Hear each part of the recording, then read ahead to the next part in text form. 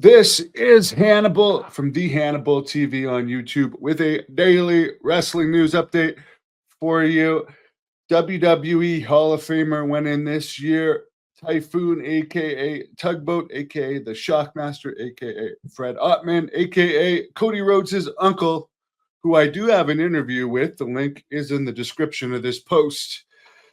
He's in the hospital right now due to having vascular surgery. So I hope it's nothing too serious. I know he's had a lot of health problems over the years. I've been back about 5-ish years ago. I was supposed to interview him in person in Tampa, and he had to pull out due to a health issue. But we got it done online in later years.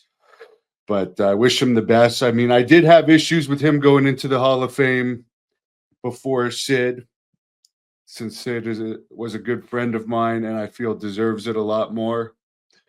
But he's married to Dusty Rhodes' sister, I assume, to be Cody Rhodes' uncle, Uncle Fred. I was never a fan of the natural disasters, I have to say. That was a very weak period in the WWE tag team division. It seemed like all they ever did was wrestle either Legion of Doom or Money Inc. But it was sure as heck better than these days of wrestling, that's for sure. But I wish him a speedy recovery. He's a nice guy. Brock Lesnar apparently has signed a new WWE deal. Apparently, he was still getting paid during his layoff period while they were waiting for that Janelle Grant stuff to blow over. However, his contract expired at some point during that period, and apparently he signed a new contract, limited dates, but he'll be around a while since John Cena, his last match, December 13th in Washington, D.C. They just hit their lowest SmackDown rating ever last week, 0.28. So that's with John Cena. They don't really have any new stars anywhere close to as popular as John Cena is. The closest would be Cody Rhodes, who, I mean, I'll be honest with you, he does not have the buzz that he had during his first reign. And it seems like they've killed Roman Reigns.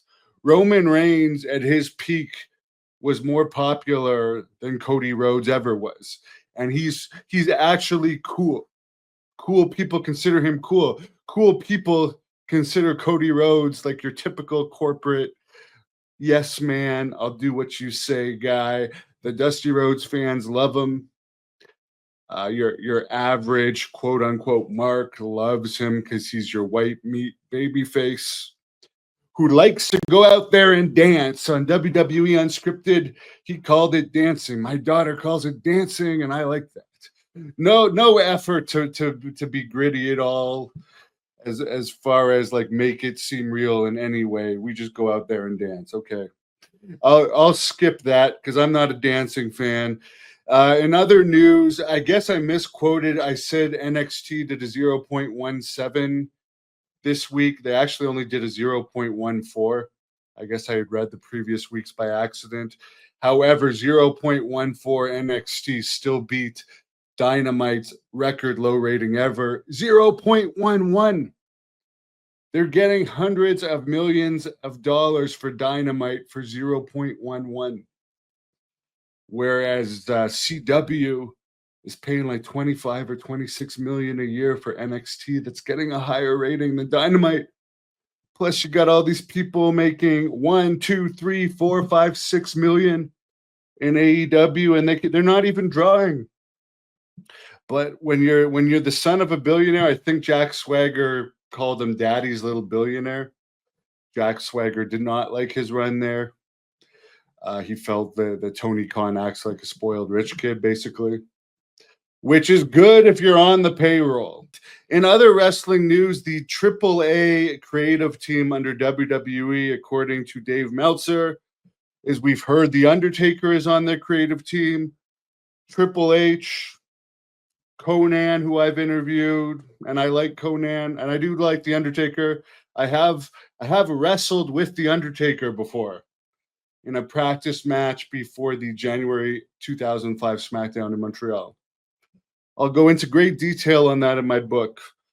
And Dorian Rodan, who is one of the executives at AAA, is another one of the bookers. Here's the thing. One of the reasons I think AEW is doing so bad is because you have Tony Khan booking for AEW. He's micromanaging everything there. Plus, he has a job with the Jaguars. Plus, he has a job with soccer. The AEW job is more than a job for your app for anyone. To do it well, that's got to be, you got to eat, sleep, and breathe it. If you have other big jobs, like I'm sure his soccer and football jobs for the Jaguars and whoever the soccer team is, I don't follow soccer. I find it incredibly boring. But it's too much. So we've just seen that the SmackDown hit its lowest rating ever, 0.28. They're only doing like 4 or 5 shows in Canada this year. You guys can say, oh, WWE is doing better than ever all you want. Maybe they're getting better deals because there's more ways to make money now through Saudi Arabia, streaming platforms, etc.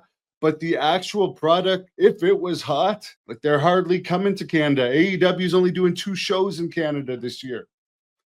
So my point of why I brought that up is WWE should focus on making their own product good. Now I guess they absorb AAA, but now it's going to spread themselves thin again, make their product more repetitive again, because there's already too much wrestling.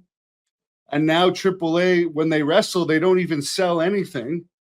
So now we want to watch a product where nobody sells anything. You can take a power bomb off the top rope and kick out. And then we're supposed to believe the next week that CM Punk going through a table normally and lying there for 15 minutes is that's believable. It's just, to me, AAA is not going to be a good thing in the long run. It's another property for them, but it's just going to spread them that much thinner. So that's my views on it. Let me know your opinions in the comments and have a wonderful weekend.